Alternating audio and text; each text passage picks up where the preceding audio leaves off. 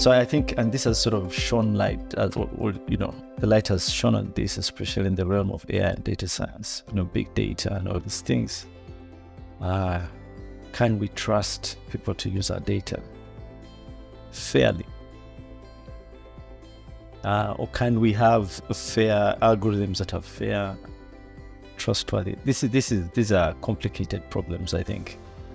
I think my thoughts on this is,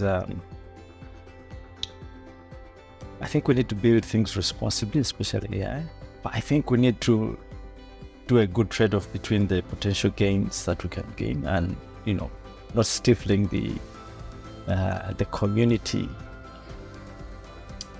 So I think there's a trade-off between how much can we innovate around this and how much can we make sure that this is safe. And I think this trade-off has to be calculated very well, balanced properly.